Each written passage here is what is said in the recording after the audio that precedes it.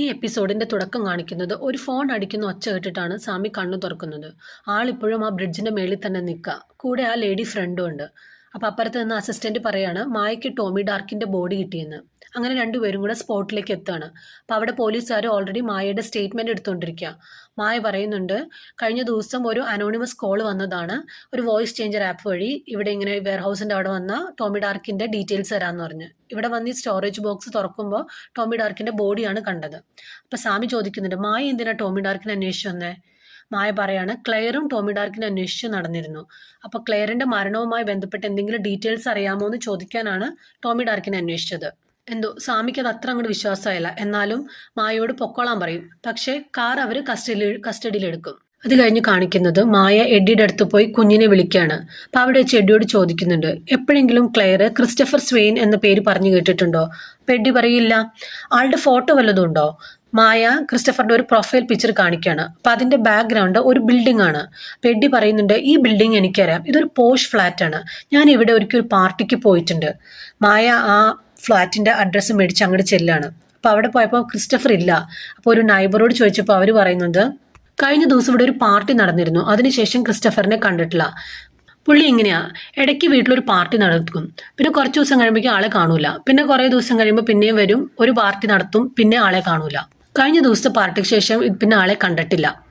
അത് കഴിഞ്ഞ് കാണിക്കുന്നത് സാമി തൻ്റെ ഫിയാൻസിൻ്റെ അടുത്ത് പോയിട്ട് ഈ അസുഖത്തെക്കുറിച്ച് പറയണതാണ്. അപ്പോൾ അവർ പറയുന്നുണ്ട്, അസുഖം എന്തായാലും കണ്ടുപിടിക്കാൻ പറ്റിയിട്ടില്ലല്ലോ, ഇനി എങ്ങാനും മാറിയാലോ, 5 മിനിറ്റ് ആയാലും 50 വർഷമായാലും കുഴപ്പമില്ല, നമ്മളെന്തായാലും ഒരുമിച്ചായിരിക്കും എന്ന് പറഞ്ഞ് സാമി ആശ്വസിപ്പിക്കുകയാണ്.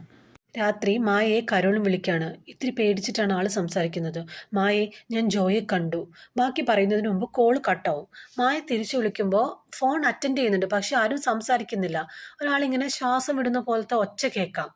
മായ വേഗം ചെന്ന് മുറി ചെന്ന് കുഞ്ഞിനെ നോക്കും. അപ്പൊ കുട്ടി അവിടെ കിടന്ന് ഉറങ്ങാണ്. വേഗം തന്നെ ജനലും വാതിലൊക്കെ അടച്ചിടാണ്. അത് കഴിഞ്ഞ് കുറച്ചു നേരം ഇങ്ങനെ ആലോചിച്ച് നിന്നിട്ട് ഒരു ലെറ്റർ എഴുതാണ് ആള്. ആർക്കാന്ന് കാണിക്കുന്നില്ല. പക്ഷെ ഇതേ സമയം തന്നെ പുറത്തു നിന്ന് ഒരാൾ, ഒരു ഹുഡി വെച്ചിട്ടുള്ള ആള് മായ ഇങ്ങനെ നോക്കി നിൽക്കുന്നത് കാണിക്കുന്നുണ്ട്. പിറ്റേ ദിവസം സ്കൂള് വിട്ട് വരുന്ന അബിയും ഡാനും വീട്ടിലെ ലൂയിയെ കാണാണ്. അപ്പൊ എഡ്ഡി വിളിച്ചിട്ടാണ് ലൂയി വന്നത്. അവിടെ വെച്ച് എല്ലാവരും അങ്ങനെ ഒഫീഷ്യലി പരിചയപ്പെടാണ്. അപ്പോൾ എഡ്ഡി ലൂയിയുടെ അടുത്ത് പറയുന്നുണ്ട്, എനിക്ക് നിന്റെ അച്ഛനറിയാം, വേണമെങ്കിൽ ഞാൻ ചെന്ന് സംസാരിക്കാം. ലൂയിക്ക് ഭയങ്കര സന്തോഷമാവും. ഓഫീസിൽ സാമിക്ക് അസിസ്റ്റൻ്റ് ഒരു CCTV ഫുട്ടേജ് കാണിക്കുകയാണ്.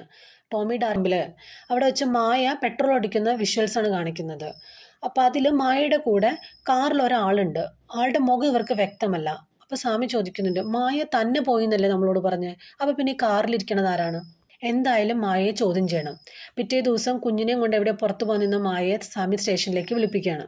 സ്റ്റേഷനിൽ ഈ CCTV ഫുട്ടേജ് കാണിച്ചിട്ട് മായോട് ചോദിക്കുകയാണ്, ഇത് ഇന്നലെ നിങ്ങൾ ടോമി ഡാർക്കിൻ്റെ അടുത്തേക്ക് പോകുന്നതിന് മുൻപുള്ള ഫുട്ടേജാണ്, അതിലുള്ള ആളാരാണ്?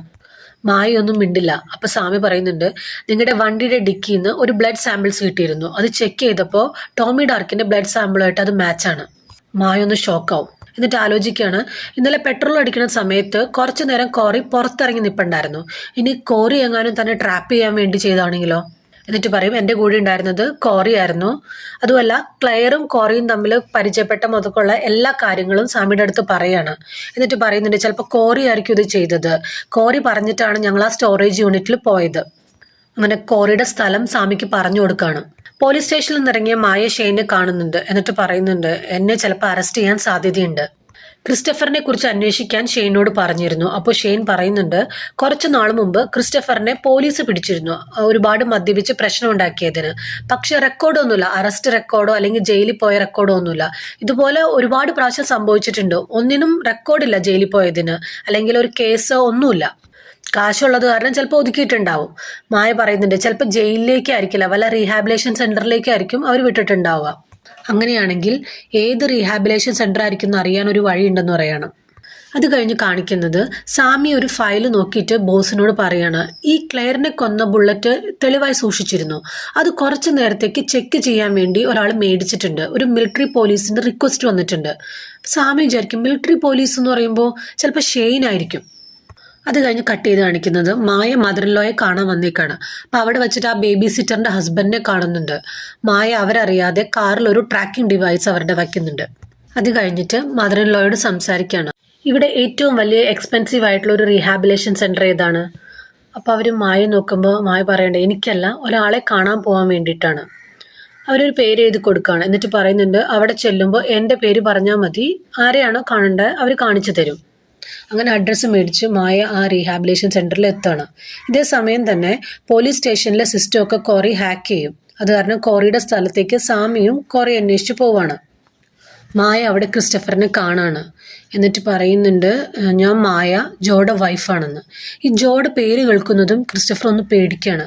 എന്നിട്ട് പറയും ജോ മരിച്ചില്ലേ, ജോ മരിച്ചെന്നാണല്ലോ എന്നോട് പറഞ്ഞത്. അപ്പോൾ മായ പറയുന്നുണ്ട് അത് ജോ മരിച്ചു, ഞാൻ വന്നത് ആൻഡ്രൂവിനെ കുറിച്ച് അറിയാനാണ്. അന്ന് എന്താണ് ശരിക്കും സംഭവിച്ചത്, നിങ്ങൾ എന്തിനാ ഇങ്ങനെ പേടിക്കുന്നത്? അപ്പോൾ ക്രിസ്റ്റഫർ പറയാണ് ജോയാണ് അത് ചെയ്തത്, അന്ന് ആൻഡ്രൂവിനെ കൊന്നത് ജോയാണ്. മായ ചോദിക്കുന്നുണ്ട് ജോ എന്തിനാ അങ്ങനെ ചെയ്യുന്നത്? അപ്പൊ ക്രിസ്റ്റഫർ പറയാണ് ഇത് തുടങ്ങിയത് തിയോ അക്കാഡമിയിൽ വന്നപ്പോൾ മുതലാണ്.